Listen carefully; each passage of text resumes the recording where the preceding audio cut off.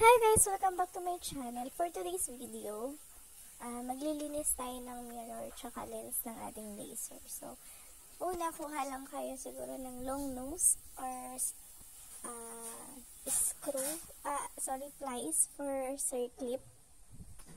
Since mas mahaba yung dulo nun. Tapos dahan-dahan natin ikot itong nasa ibabaw na to.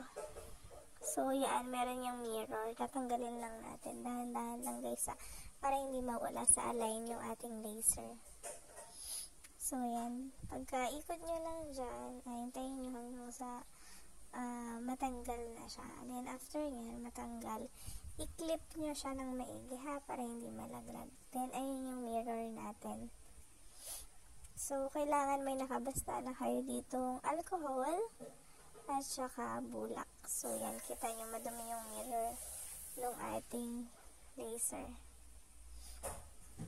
So, yan. Nagdudumi ang ating mirror tuwing syempre nausukan nung pag nag-engrave tayo tsaka nagkakat. So, yan.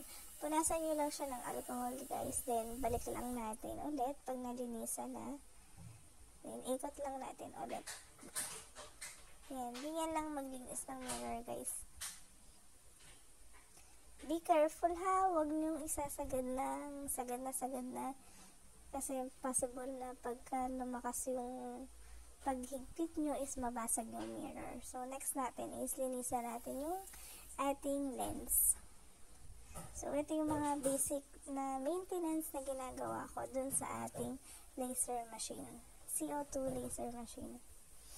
Para, syempre, laging nakakondisyon pag engraving and cutting na.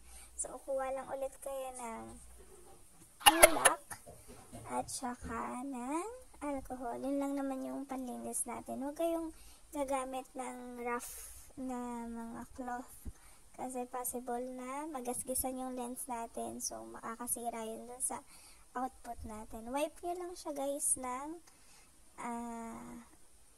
cotton with alcohol. Then, after niya na malinisan natin yung lens, balik lang ulit natin siya dun sa ating nozzle.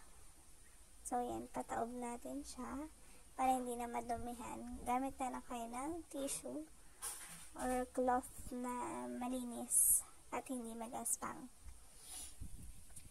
Make sure na tatandaan nyo lagi yung level ng ating laser head para kung ano yung magiging actual niya sa cutting, hindi na siya gagalaw, hindi ka na manghuhula. So, that's for all today. Thank you for watching.